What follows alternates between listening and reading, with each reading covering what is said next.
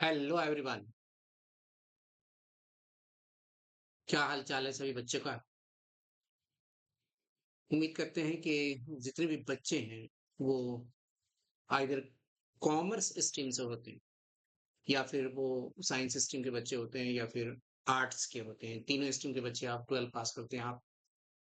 और हर स्ट्रीम के बच्चे सीए फाउंडेशन की तैयारी कर सकते हैं, मतलब चार्टर्ड अकाउंटेंट की बच्चे तैयारी कर सकते हैं आप चाहे कॉमर्स स्ट्रीम के हो। मोस्टली कॉमर्स स्ट्रीम स्ट्रीम के बच्चे आते हैं इसमें। जैसे आप साइंस के स्टूडेंट होते हैं, बायो के स्टूडेंट होते हैं, तो आपको मन करता है कि मैं मेडिकल की तैयारी करूं, और मैथ्स का स्टूडेंट होता है, साइंस का स्टूडेंट होता है तो आईआईटी की तैयारी करते हैं। तो वैसे कॉमन स्ट्रीम वाले बच्चे ज्यादातर उसकी ख्वाहिश होती है, उसकी अपना मन होता है कि मैं सीए बनूं, द फाइनेस्ट प्रोफेशनल कोर्स। तो ये जो है प्रोफेशनल कोर्स तो सीएमए भी है और सीएस भी है आपका। ओके। तो बेटे ये जो फाइनेंस प्रोफेशनल कोर्स है सीए, वो कोई भी बच्चा आ सकता है। मैं क्लासेस में देखता हूँ अक्सर बच्चे, वो साइंस स्ट्रीम के कई बच्चे आ जाते हैं। तो कोई भी कर सकता है वो। आपको पढ़नी होती है चार ऐसे पेपर, अकाउंट्स, इकोनॉमिक्स, जो आप कॉमर्स स्ट्रीम वाले बच्चे खूब अच्छे तरीके से 11th और 12 में पढ़ते हैं। तीसरी जो है सब्जेक्ट वो क्वांटिटेटिव एप्टीट्यूड है, यानी मैथमेटिक्स है, स्टैटिस्टिक्स है और लॉजिकल रीजनिंग। और चौथा ऐसा पेपर जो है बिल्कुल आपको 12 के बाद नए होते हैं पेपर, वो होता है लॉ। किसी भी स्ट्रीम का बच्चा जो 12 पास करके आता है उसे लॉ पहले नहीं पढ़ा होता, बिजनेस लॉ पढ़नी है आपको। क्योंकि जब आप चार्टर्ड अकाउंटेंट बनेंगे तो बिजनेस रूल को फॉलो करने के लिए उसके लॉ पढ़ना जरूरी होता है। जो बिजनेस लॉ कहलाता है उसे आप पढ़ेंगे डिटेल में। मैं आपके सामने जो फैकल्टी हूँ, 22 साल के एक्सपीरियंस हमारा है क्वांटिटी एप्टीट्यूड पढ़ाने के बच्चे सीए फील्ड में। वैसे तो मैं 11 12 मैथमेटिक्स और साइंस स्ट्रीम वाले बच्चों को भी पढ़ाया हूँ, लेकिन पढ़ाता आया हूँ मैं, लेकिन ज्यादातर बच्चे हमसे कॉमर्स स्ट्रीम वाले बच्चे बने हैं। और a lot of chartered accountant बन चुके होंगे, मैंने पढ़ाया इसमें। तो आपके पास जो है अभी जो मैथ्स की क्लास है, maths stats logical link, short में आप इसे मैथ्स ही कहते हैं, और मैथ्स पढ़ने के लिए जो कॉमर्स स्ट्रीम के जो बच्चे हैं वो काफी डरे होते हैं। 10 से 15% ऐसे स्टूडेंट बहुत अच्छे होते हैं विथ मैथ्स लेकर के, अच्छे होते हैं। बहुत सारे बच्चे ऐसे भी होते हैं विथ मैथ लेकर भी डरे होते हैं। हर बच्चा जो 10th के बाद जो पास करता है उसको 2 साल की गैप होती है। तो जब बच्चा तेज हो, चाहे वो एवरेज रहा हो या बिलो एवरेज रहा हो, उससे सब कुछ भूल जाता है। चाहे मैथ्स की क्या बात करते हैं, कोई भी सब्जेक्ट भूल गया होगा 2 साल में। और जो बच्चे 12th में मैथ लेके पढ़े उसे याद होगा, और खूब अच्छे से पढ़े उसे ही याद होगा। जो अच्छे से नहीं पढ़े होंगे, ध्यान से नहीं पढ़ा होगा, वो भी भूल गए होंगे। तो मेरी जो ख्वाहिश होती है, मेरी जो अपनी है पढ़ाने का जो एक्सपीरियंस है, पढ़ाता हूँ मैं सब बच्चों को लेके चलना पड़ता है मुझे। क्योंकि मैं समझता हूँ कि 80 से 90% बच्चों को मैथ्स वीक है, एवरेज है, और उसे कैसे सीए फाउंडेशन में नंबर दिलाया जाए और बहुत ही अच्छे मार्क्स दिलाया जाए, मतलब 90 प्लस मार्क्स दिलाया जाए, ताकि आप किस तरह से पढ़ना, आपको स्टार्ट कहाँ से की जाए, क्या-क्या ज़रूरत पड़ेगी, पूरे ऑन द होल आपके टॉपिक में क्या-क्या ज़रूरत पड़ेगी। तो स्टार्ट करते हैं बच्चे। सीए फाउंडेशन अटेम्प्ट 2026 है आपका, और जनवरी वाले बच्चे इस क्लास को बहुत अच्छे तरीके से दे सकते हैं। सिलेबस आपका जो है उसके अकॉर्डिंग ही क्लास चलती है।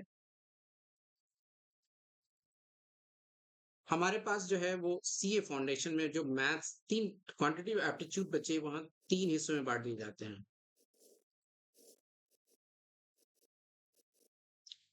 पहला मैथ्स है, दूसरा एलआर है, और तीसरा बेटा स्टैटिस्टिक्स है। ये 40 मार्क्स, ये 20 मार्क्स और ये 40 मार्क्स। टोटल जो मार्क्स है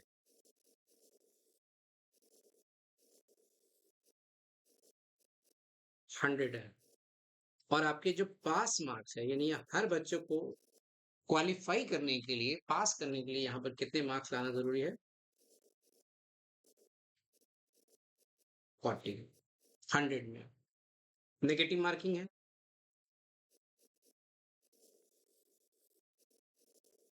नेगेटिव मार्किंग जो होगी वो 1/4 दैट इज 25%। एमसीक्यू बेस्ड है आपका। एक क्वेश्चन 1 मार्क्स का होगा। 100 क्वेश्चंस आपको पूछे जाते हैं, एमसीक्यू की संख्या जो होगी वो 100 होगा, और एक क्वेश्चन 1 मार्क्स का होता है।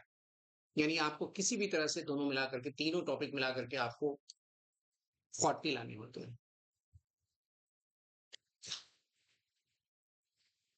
मैथमेटिक्स एक ऐसा टॉपिक है जहां पर आपके जो डिजाइन की गई कोर्स सीए फील्ड में, वो डिजाइन है वो डिफरेंट टाइप का है। कोई कभी 8 क्लास की कुछ टॉपिक्स है, कुछ 9 क्लास की, कुछ 10 क्लास की, और कई ऐसे टॉपिक्स जो 11 की है और 12 की भी है।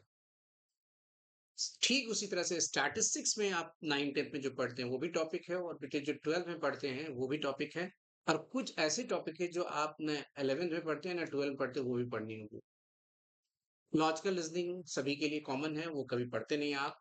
आईक्यू आपका टेस्ट होता है, उसके अकॉर्डिंग आपको नंबर लाने होते हैं। 20 मार्क्स का है, और 4 चैप्टर इसमें पढ़ने हैं आपको लॉजिकल रीजनिंग में। इसमें 4 चैप्टर्स हैं टोटल।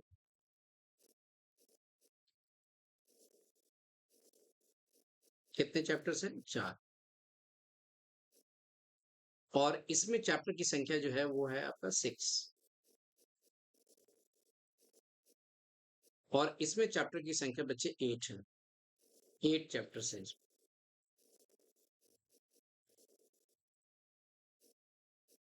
मैथ और स्टैट्स में चैप्टर के अंदर भी टॉपिक है, याद रखिएगा।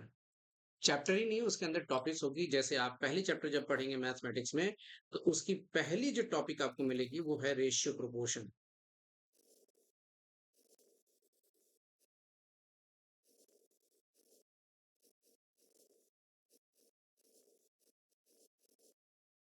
रेशियो प्रोपोर्शन सभी बच्चों को पता होगा कि रेशियो प्रोपोर्शन जो है वो हर बच्चा कहीं ना कहीं इस नाम को सुना होगा पहले, लेकिन फिर भी भूल गए सब कुछ। एकदम बेसिक से उस लेवल तक पढ़ेंगे जो सीए फाउंडेशन में आपका बहुत कम समय में क्वेश्चन बन जाए। सबसे पहली चीजें आपको ध्यान रखनी होगी पूरी क्लास के अंदर, कॉन्सेप्ट क्लैरिटी की पहली बात होगी। बिना कॉन्सेप्ट क्लैरिटी की आपकी स्पीड नहीं बनेगी, आपको समझ नहीं आएगा क्वेश्चन। क्वेश्चन चूंकि मैथ्स में बदलता रहता है, ऐसे किसी सब्जेक्ट में क्वेश्चन बदलता है, लेकिन मैथ्स में ज्यादा ही बदलता है। तो आपको कॉन्सेप्ट क्लैरिटी जब तक नहीं होगी, तो आप चाहे तो कैलकुलेटर से या फिर आप कॉपी पर जल्दी नहीं बना सकते हैं, जब तक आपके माइंड में नहीं सेट होगी कि क्वेश्चन क्या क्या रहा। दूसरी ऐसी टॉपिक है यहाँ पर, दूसरा ऐसे बेटे क्या है यहाँ पर, दूसरी टॉपिक है। पहली चैप्टर में दूसरी टॉपिक है, वह है इंडाइसिस। और तीसरी जो टॉपिक है वो आपका लोगैरिथम। लॉगरिथमिक, शॉर्ट में इसे आप लॉग के रूप में भी लिखते हैं। 3 टॉपिक है। रेशियो प्रोपोर्शन एक ऐसा टॉपिक है जो आप लैंग्वेज के रूप में, वर्ड प्रॉब्लम के रूप में आप यहाँ देखते हैं, और पार्टनरशिप कंपनी के अंदर जब अकाउंटेंसी के अंदर पढ़ते हैं तो वहां भी इसकी यूज करते हैं आप। प्रॉफिट का शेयर, लॉस का शेयर, चाहे वो बिजनेस में पार्टनर बनते हैं 2 महीने के बाद कोई पार्टनर शामिल होता है, उसके अकॉर्डिंग आप शेयर को कैसे बांटेंगे। इसीलिए रेशियो प्रोपोर्शन आपको पढ़ाई जाती है, ताकि आप अकाउंटिंग के अंदर जब क्वेश्चन बनाते हैं और किसी चीज की शेयरिंग करनी होती है तो रेशियो प्रोपोर्शन जानना जरूरी होता है। वैसे तो रेशियो प्रोपोर्शन हर जगह यूज हो सकता है, हर चैप्टर में आ सकता है।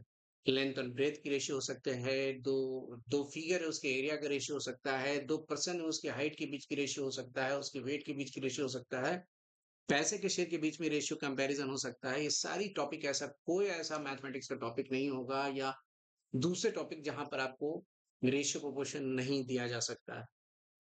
फिर भी हम लोग यहाँ मार्क्स लाने के अकॉर्डिंग पढ़ेंगे, और इससे 2 नंबर, इसमें 2 या 3 मार्क्स के लिए आप उम्मीद करते हैं इसमें पढ़ने के लिए। 3 टॉपिक आपके पास दे रखे हैं, और इस टॉपिक का जो वेटेज है वो 5 to 6 मार्क्स है।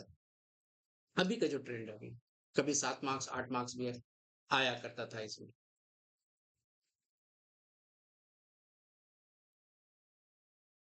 मेरी बात समझ रहे हैं? तो मैं पहली चैप्टर की टॉपिक इसी तरह से जितने भी चैप्टर अब आगे बढ़ते जाएँगे उसके अंदर टॉपिक की बातें हम पहले करेंगे कि क्या-क्या पढ़ना है इसमें। अब इसमें जो भी टॉपिक आप पढ़ रहे हैं, बेटे ये आप 10th से पहले पढ़े होंगे। ये आप 9 क्लास में भी पढ़ते हैं और छठे क्लास में भी पढ़ते हैं बट भूल जाते हैं। सारी चीज़ें डिटेल से पढ़ाई जाती है। लॉगरिथम जो ऐसा क्यों है जो लॉग यूज़ हुआ जबकि 10th में आप नहीं पढ़ते हैं? लॉग एक ऐसा टॉपिक है जैसे आपके पास कैलकुलेशन करने के लिए कैलकुलेटर दे दी जाए तो बहुत खुश हो जाते हो आप। कैलकुलेटर आ जाए तो मज़ा आ जाएगा।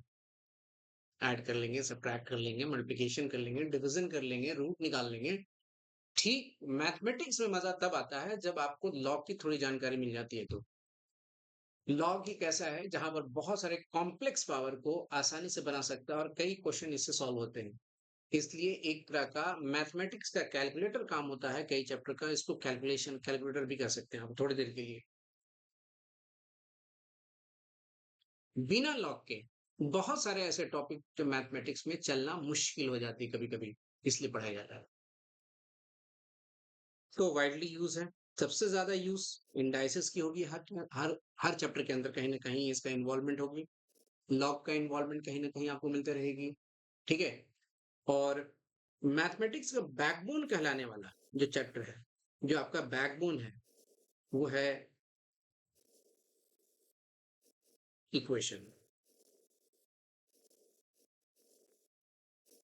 और कॉमर्स स्ट्रीम सीए बच्चे के लिए इक्वेशन में ध्यान देना, 2 चीज़ इक्वेशन पे ध्यान देना आपको। लीनियर इक्वेशन खूब अच्छे से आनी चाहिए, यानी आपकी कैलकुलेशन मिस्टेक ना हो, माइनस प्लस का मिस्टेक ना हो, इस साइड से इक्वेशन इस साइड जाती थी, क्या होता है बच्चे, इस साइड से क्रॉस मल्टीप्लिकेशन करते थे, क्या होता है, ये सारी चीज़ डिटेल में बताई जाएगी। और क्वाड्रेटिक इक्वेशन।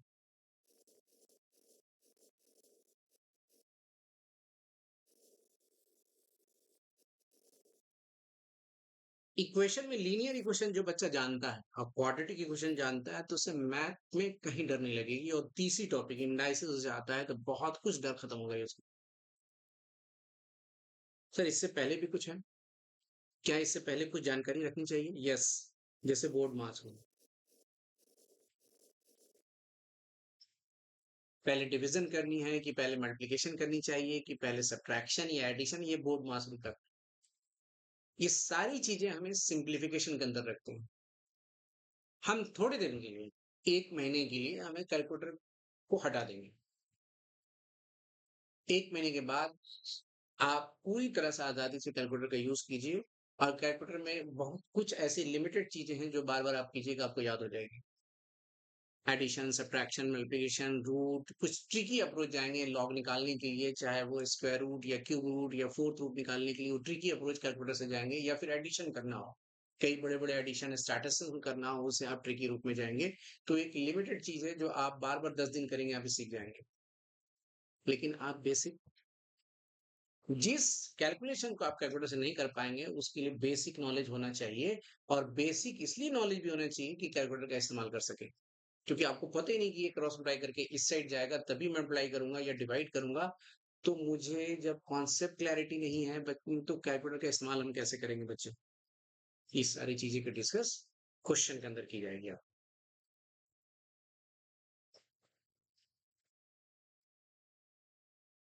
नेक्स्ट मैंने कहा आपको फिर कि 1 महीने आप पढ़ने के दौरान कैलकुलेटर भूल जाइए आप। आपके पास साढ़े 3-4 महीने जो क्लासेस होती है, बाकी ढाई महीने के अंदर सारे कैलकुलेटर फिर जो पढ़ा उसी में आप कैलकुलेटर का यूज़ करें। ऑप्शन से बनाइए, कैलकुलेटर से बनाइए, आज़ादी से आप बनाइए, कोई दिक्कत नहीं। 1 महीने पूरी कॉन्सेप्ट क्लैरिटी के साथ सारी फंडामेंटल चीज़ें आप माइंड में डालिए कि बेसिक में क्या-क्या था। आज के लेक्चर में आपको सबसे पहले जो है, वो बेसिक चीज़ पढ़ाई जाएगी इंडाइसेस। बोर्ड मास रूल से नहीं चलूँगा मैं, बोर्ड मास रूल मैं बताता चलता हूँ आपकी क्लास में, बीच-बीच में कि प्लस पहले होगी या डिवीज़न पहले होगी, ये क्लास में बताता चलता हूँ मैं। सर इससे पहले तो बैकबोन कह रहे हैं आप लीनियर इक्वेशन को। बिल्कुल बच्चे, बैकबोन है, बिल्कुल बैकबोन है ये। आपकी जो साइकोलॉजिकल इफेक्ट होती है जब बच्चे के जब पहली चैप्टर आपके पास जब रेशियो प्रोपोर्शन इंडाइसिस लॉग है और उसको स्किप करके जब टीचर दूसरा चैप्टर पढ़ाता है तो आपके माइंड में थोड़ा साइकोलॉजी बनता है कि इसको क्यों पढ़ाया जा रहा है पहले। और बेसिक भी है, आप इसको भी पहले पढ़ सकते हैं इक्वेशंस को बच्चे। और बेटा आप पहले इंडाइसिस को भी पढ़ सकते हैं, लॉग को पहले कभी नहीं पढ़ सकते आप। इंडाइसिस की नॉलेज आपके पास होगी तो उसके अकॉर्डिंग आप लॉग भी पढ़ सकते हैं। और इंडाइसिस की नॉलेज जब होती है तो कई चीजें रेशियो के अंदर भी यूज होगा, डुप्लीकेट रेशियो, सब डुप्लीकेट रेशियो, सब डुप्लीकेट रूट के अंदर वहां काम करेंगे, यानी मतलब याद हो जाता है। बहुत टफ नहीं है वहां पर रेशियो में, थोड़े बहुत जरूरत पड़ेगी आपको। अगर इंडाइसिस का यूज कर लेते हैं तो आपको बहुत कुछ आसान हो जाएगा मैथ। अब मैं बात करता हूँ इंडाइसिस की, क्योंकि उसके बिना पर आप कई चीजें क्वाड्रेटिक इक्वेशन में पीजीपी के अंदर भी जाकर के आपको प्रॉब्लम ना हो, इसलिए आप पढ़ेंगे। पढ़ना तो है ही है, आज पढ़े चाहे 2 महीने बाद पढ़नी है, आपको पढ़ना जरूरी है। और इसका वाइडली यूज है तो पहले क्यों नहीं पढ़ा जाए, है कि नहीं? सही बात है। आइए, इंडाइसिस एक्सपोनेंट कहते हैं आप उसे।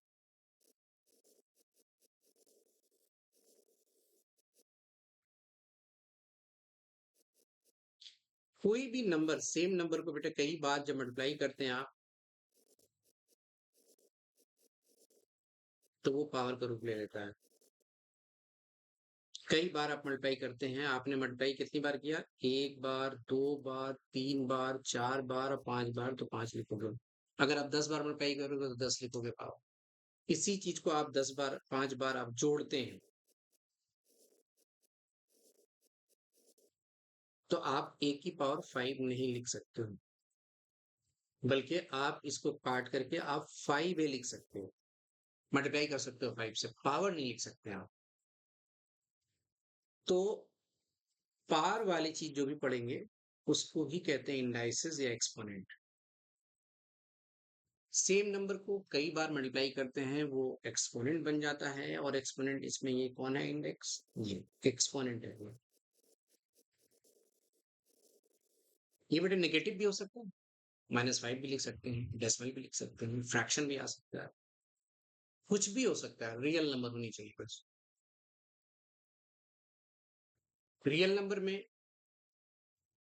रूट के अंदर नेगेटिव, रूट के अंदर -2, रूट के अंदर -3, रूट ओवर -5, रूट ओवर ये रियल नंबर नहीं है।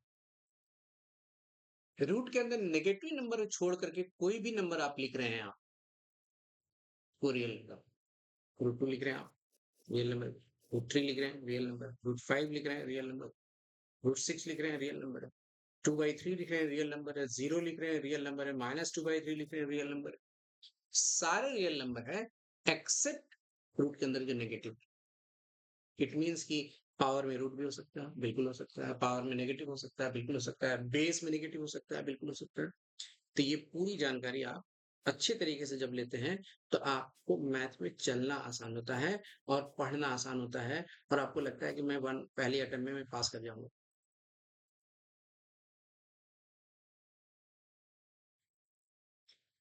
उम्मीद करते हैं सारी बातें आपको समझ में आ रही होगी, है कि नहीं? दूसरी पॉइंट इसमें क्या है, पहली पॉइंट तो ये हो गई सर, उसके बाद क्या लिखूं? पहली पॉइंट तो ये हो गई सर।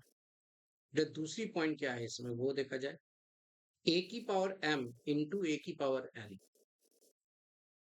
अगर ऐसा लिखा है तो आप लिखेंगे बेस से में तो पावर ऐड कर देंगे आप।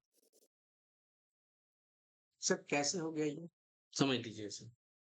बच्चे ये 3 की पावर 2 लिखा हमने और 3 की पावर 3 लिखा, तो ऑब्वियस है कि हर बच्चा जानता है कि 3 की पावर 2 को हम 2 बार 3 मल्टीप्लाई कर सकते हैं। कर सकते हैं कि नहीं? कर सकते हैं। 3 की पावर 3 को बच्चे कितनी बार मल्टीप्लाई कर सकते हैं? 3 बार मल्टीप्लाई कर सकते हैं।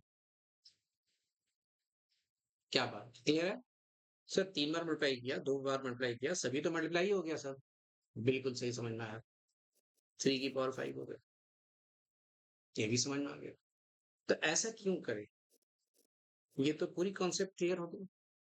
इसे मैं शॉर्ट में ऐसा लिख सकता हूँ, बेस सेम है, ये दोनों पावर को आपस में जोड़ सकते हैं, दैट इज 5, यही चीज आएगी। तो समय बच जाएगा आपको। रूल कहते हैं, ये जो इंडाइसिस का रूल है, इससे समय आपका सेव हो जाता है। तो इसीलिए आप इतना बराबर आप इतना लिख सकते हैं। क्लियर हो गया ये? बेस सेम है तो पावर को ऐड करनी है, ये रूल है आपका।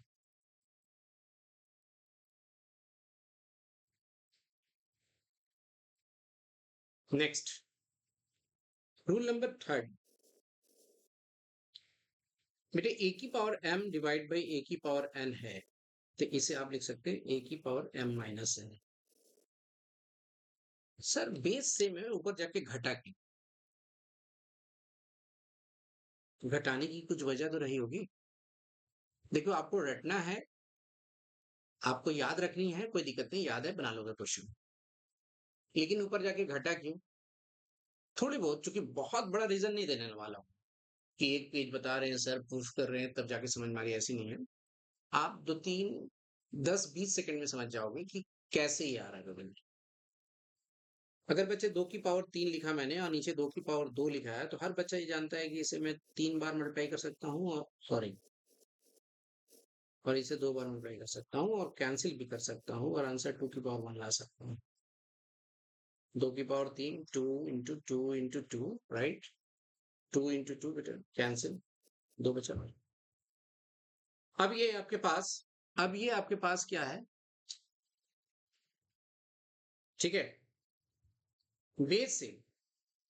सर बेस सेम है, पावर में घटा दूं तो आ जाएगा, बिल्कुल आ जाएगा, 2 की पावर 1, बिल्कुल आ जाएगा 2 की पावर 1। क्या ये बराबर है? इसलिए हम लोग घटा सकते हैं।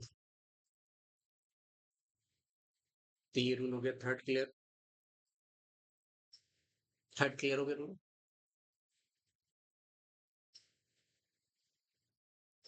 नेक्स्ट,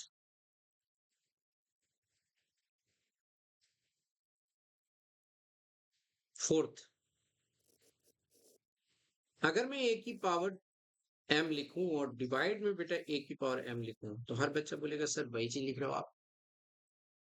आप तो बेस से में ऊपर जाके घटा सकते हैं, बिल्कुल घटा सकते हैं, और घटाएंगे तो ए की पावर 0 होगी, और ये दोनों कैंसिल कर दे तो 1 हो जाएगा। इट मीन्स ये हुआ कि बेटे कोई भी नंबर की पावर 0, बी की पावर 0, ए अपॉन बी की पावर 0, हमेशा 1, ऑलवेज 1, ऑलवेज 1,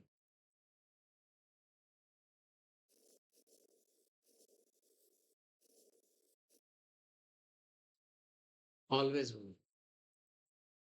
अगर आपके पास x है स्क्वायर, y क्यूब है, y z की पावर 5 है, पावर में 0 है, ऑलवेज 1। कोई भी नंबर की पावर 0 आप बेझिझक 1 लिख दीजिए आप। फिफ्थ रूल, a की power m to the power n है, a की पावर m इंटू n, ये पावर और ये पावर मल्टीप्लाई करनी है, तो याद रखना आपको मल्टीप्लाई करनी है। छठा, a की पावर नेगेटिव है, इसे आप पॉजिटिव बनाने के लिए नीचे ले जा सकते हैं। मैं कह रहा हूँ पावर पॉजिटिव बनानी है, बेस पॉजिटिव नहीं बनानी है, क्या बेस को पॉजिटिव से नेगेटिव नहीं बनाना। बाय द वे आपके पास माइनस ए की पावर अगर m है, तो आप 1 अपॉन माइनस ए ही लिखेंगे, लेकिन पावर नेगेटिव हो जाएगी, क्योंकि ये पॉजिटिव है तो पावर नीचे जाने से नेगेटिव होगी, बेस के साइन में कोई चेंजिंग नहीं आना है। अगर आप रेसिप्रोकल ले जाते हैं तो पावर का जो है साइन वो बदल जाता है, पॉजिटिव है तो नेगेटिव, नेगेटिव है तो पॉजिटिव।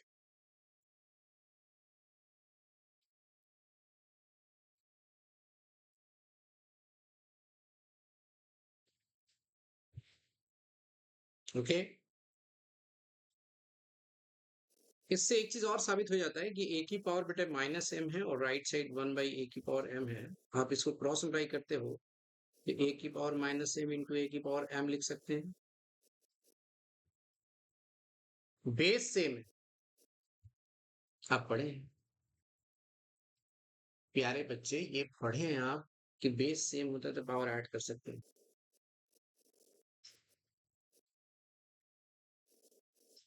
साबित कर चुके हैं आप ए की पावर 0 वाले पे। सर दोबारा साबित हो गया, क्रॉस करके मैंने मल्टीप्लाई किया तो ए की पावर 0 आया, और इससे ये भी साबित हो गया कि नेगेटिव को नीचे ले जाने से पॉजिटिव नहीं बनाओगे तो साबित ही नहीं होगी 0 कभी, प्रूव ही नहीं होगा कभी।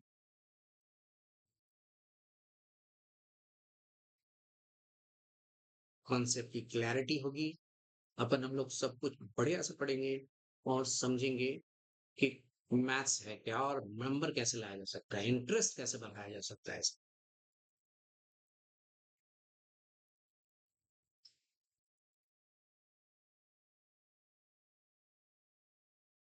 Rule number 8। Rule number 8। Rule number 8 क्या है? रूल नंबर 8 क्या है? इफ ए की power m is equal to B है, इफ ए की power m is equal to B है, then a is equal to b की पावर 1/m होगी। पावर को रेसिप्रोकल करना है तो ट्रांसफर करनी होगी। अगर राइट साइड समथिंग कुछ है, मैं क्या बोलूँ, कंफ्यूज नहीं होना आपको। ए की पावर m है बच्चे, राइट साइड कुछ नहीं है, आपको इसी को नीचे ले जाना है, तब तो नेगेटिव है। लेकिन मैं कह रहा हूं कि ए की power m is equal to right side something है, b है, x है, y है, आपका नाम है, आप ट्रांसफर कर दीजिए इसमें, रेसिप्रोकल हो जाएगा। पॉजिटिव है तो पॉजिटिव ही रहेगी। इन केस ए की power minus m is equal to B है, तो याद रखना 1/-, यानी बी की पावर -1/। नेगेटिव है तो वो भी नेगेटिव के साथ नीचे जाएगा। नेगेटिव है तो नेगेटिव के साथ नीचे जाएगा ये। ठीक है,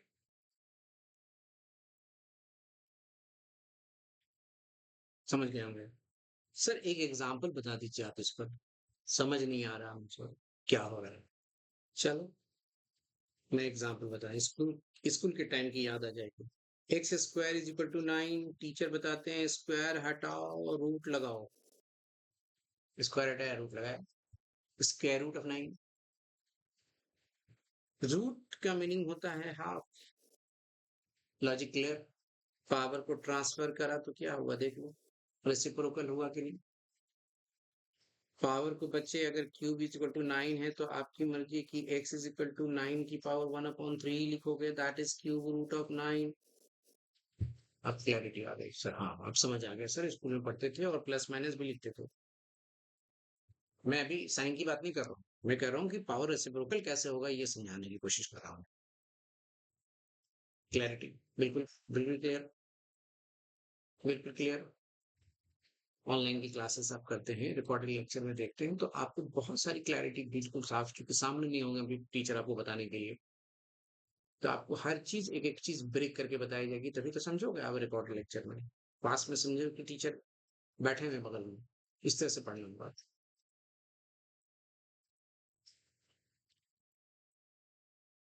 नेक्स्ट, धीरे धीरे धीरे धीरे रूल्स को फॉलो करते जा रहे हैं, समझते जा रहे हैं।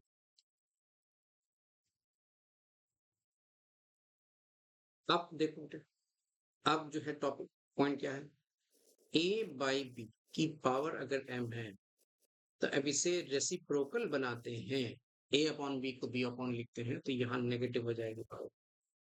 पॉजिटिव से पावर क्या हो जाएगी, नेगेटिव। मैंने कहा पावर ट्रांसफर नहीं किया, मैं क्या कर रहा हूँ, ए को बी की जगह और बी को ए की जगह ऐसा करने से पावर, पावर क्या होगा, नेगेटिव से पॉजिटिव और पॉजिटिव से नेगेटिव।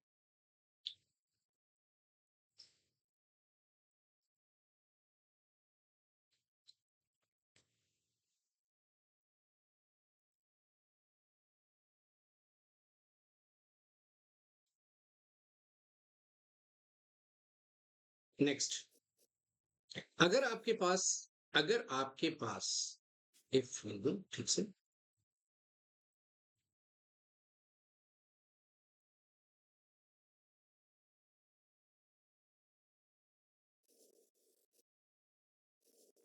ए की power m is equal to b की पावर,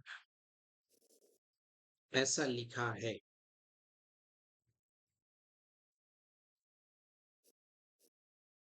ए की power m is equal to b की पावर m, पावर सेम है, पावर को हटा करके बेस को बराबर लिख सकते हैं। अगर ऐसा है कि a की power m is equal to a की पावर n, बेस सेम है, तो बेस को हटा करके पावर को इक्वल लिखा जा सकता है। m is equal to n लिख सकते हैं आप, और a is equal to b लिख सकते हैं। पावर इक्वल है, पावर को हटा सकते हैं आप कभी भी। बेस इक्वल है बच्चे, बेस को हटा सकते हैं कभी। इन ऐसे रूल को फॉलो करा होगा आपने। बहुत कुछ नई नई चीजें आपको सीखने का मौका मिलेगा। और बाद में नई चीजें नहीं, आपको 2 मार्क्स इससे आते हैं। और लॉग पढ़ रहे हैं आप, ऑब्वियस है कि एक क्वेश्चन अगर लॉग पे या 2 क्वेश्चन दे देता है कभी कभी, तो आपको इंडाइसिस के बिना आप नहीं बनेगा। और हर विद्यार्थी को ये चाह रहे हैं कि हर क्वेश्चन आपका इंपॉर्टेंस है।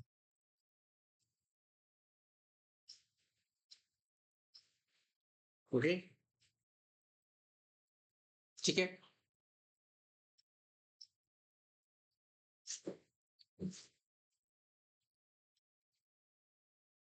ठीक है, आगे बढ़ जाऊं। सर ये सारे रूल्स पढ़ रहे हैं इतने सारे देर, इतनी देर से। आइए मैं क्वेश्चन पर आता हूँ।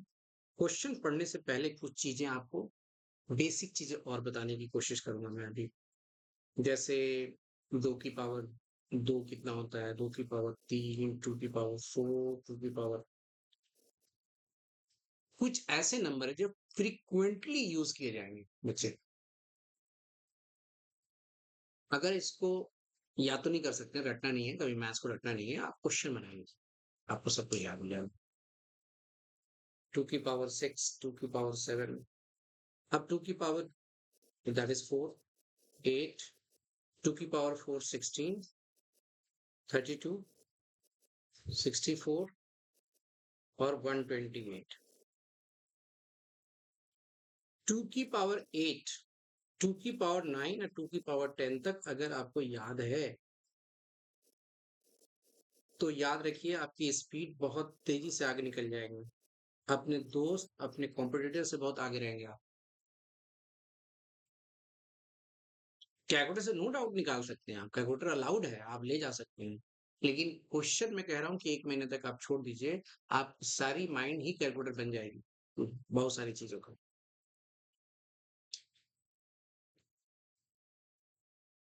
3 की पावर 2 9, 3 की पावर 3 27, 3 की पावर 4 81, 3 की पावर 5 243 और 3 की पावर 6 729। इसके ज्यादा फ्रीक्वेंटली यूज नहीं है। 3 की पावर 7, 3 की पावर 8 भी आ सकता है, कैलकुलेटर से अलाउड है। ज्यादातर ऐसे क्वेश्चंस आपको बार बार मिलते रहते हैं। जैसे बार बार आपको 243 मिलेगा, सबसे फेमस नंबर है, फटाफट याद हो जाएगा। 3 की पावर 5 बहुत ही फेमस नंबर है, 512। ये 8 की पावर बेटा 3 भी होता है और 2 की पावर 9 भी होता है। आप 8 की पावर 3 से क्वेश्चन जल्दी बन रहा है, उसको यूज कर लीजिए। 2 की पावर 9 से क्वेश्चन जल्दी बन रहा है, इसको यूज कर लीजिए। तो मैं कह रहा हूँ कि आपको फ्रीक्वेंटली जब ये सारी चीजें आप प्रैक्टिस करा रहे हैं टीचर, और कुछ माइंड में जा रहा है, तो अच्छी बात है। आप तो खुद करेंगे ही, बनाएंगे, बिना परफॉर्मेंस आपके तो कुछ नहीं होने वाला। क्लास सिर्फ रिकॉर्डिंग देख करके या लाइव देख करके आप कुछ नहीं कर सकते। Solve, do the practice on the copy.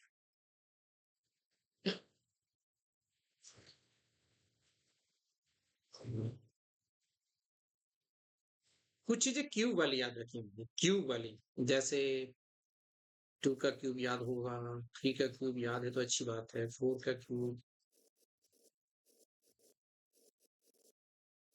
8।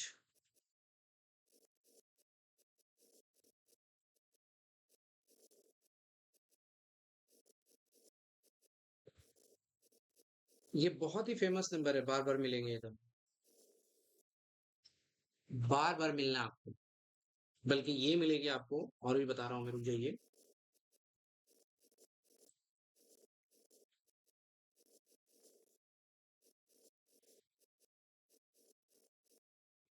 ठीक है,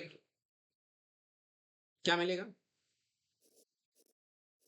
ऐसे लिखा होगा। Cube root of 343 7। Cube root of 512 8। Cube root of 729 9। Cube root of 216 बहुत बार मिलने वाला है आपको इंडाइसिस के अंदर, लॉग के अंदर, जीपी के अंदर, क्वाड्रेटिक इक्वेशन के अंदर। अगर याद है बच्चे, प्रैक्टिस करा रहा हूँ जैसे उसे करते हैं तो आपको नो डाउट 10-15 मार्क्स ऐसे ही बढ़ने वाले हैं जैसे मैं बता रहा हूँ आपको। चलिए मेरे साथ, आप आपको याद हो जाएगा।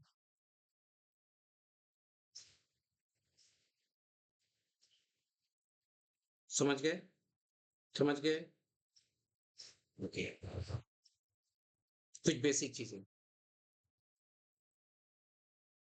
जैसे 2 लिखा हुआ है, एक नंबर 2 है, एक नंबर 3 है, अननोन नंबर x है। हर बच्चे को इस 2 के बदले 2 बार √2 लिखने आनी चाहिए। √3 इसे लिखने आना चाहिए, फ्रीक्वेंटली उसे लिखने आना चाहिए। √x into √x x, √3 into √3 3, √2 into √2 2। क्यों आना चाहिए?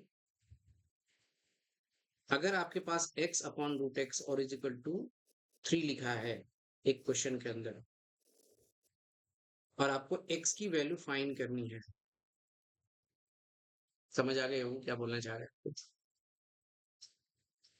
आप फटाफट इसको कैंसिल करें, क्योंकि आपको पता है कि x के पास 2 रूट है और एक रूट कैंसिल हो जाएगा बेटे। एक रूट कैंसिल हो जाएगा तो रूट हटाने से स्क्वायर हो जाता है दोनों तरफ, 9 आंसर हो गया। इसका फायदा मिलेगा, आपकी स्पीड बढ़ जाता है।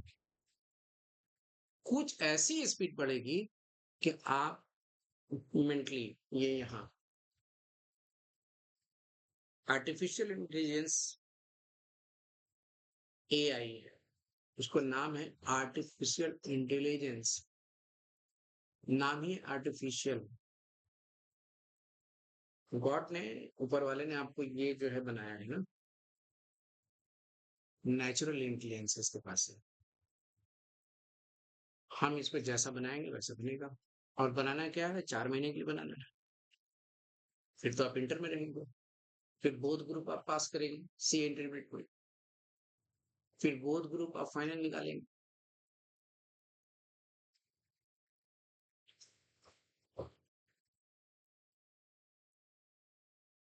हर बच्चे को ये आना चाहिए, बेसिक चीज बता रहा हूँ मैं। अभी पूरी तरह से एनालिसिस करने जा रहा हूँ कि क्या क्या आना चाहिए आपको। बहुत सारी चीजें, बोर्ड बोर्ड मास रूल आना चाहिए, कुछ चीजें कैंसिलेशन करना है, कैलकुलेशन कैसे होती है, फॉर्मूला क्या क्या मैथमेटिक्स है जो बार बार यूज होता है उसको जानना चाहिए। एक होता है बेटा बहुत ही इंपॉर्टेंट चीज है, उसे हम कहते हैं रेशनलाइजेशन।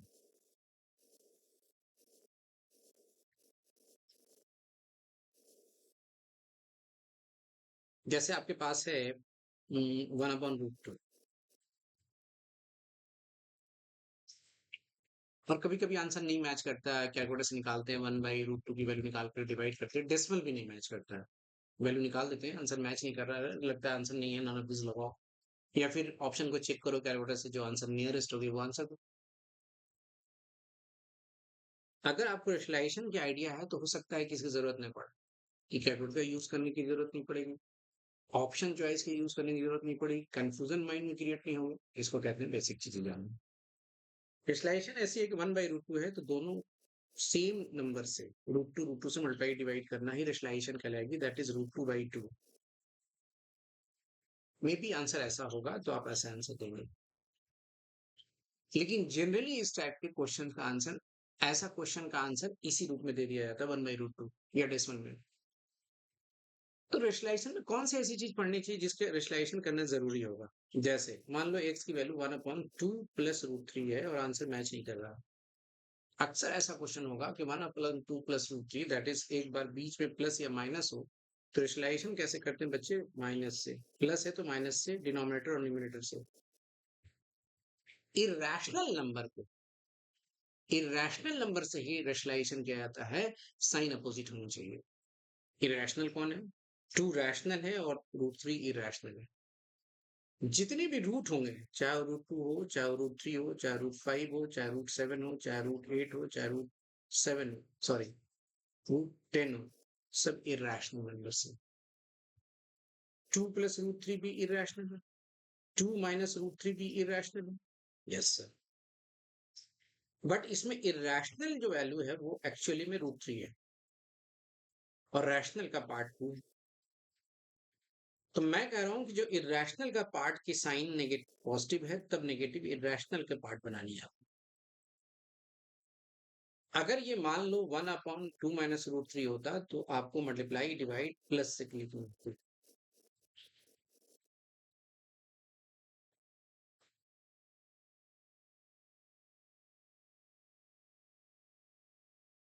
ओके,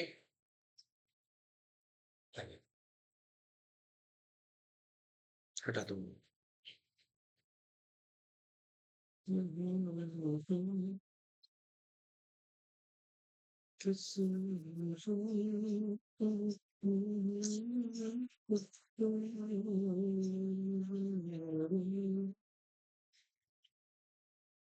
2 माइनस रूट 3 को 1 से मल्टीप्लाई करा,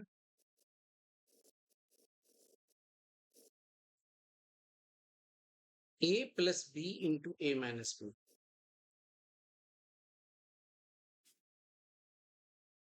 a plus b into a minus b. a plus b into a minus b का फॉर्मूला सभी बच्चों को पता है, a square minus b square होता है और बहुत ही यूज होगा, वाइडली यूज है इसका। ए आपका 2 है, 2 का स्क्वायर लिखेंगे बच्चे। रूट 3 आपका बी है, रूट 3 का स्क्वायर लिखेंगे। 2 माइनस रूट 3 लिखोगे और नीचे 4 माइनस 3 लिखोगे, दैट इज 2 माइनस 3 बाई 1। 4 में से 3 घटाओगे, फाइनल आंसर ये होगी। ध्यान से देखिए आप, आपके क्वेश्चंस हैं x is equal to 1/2 plus root 3।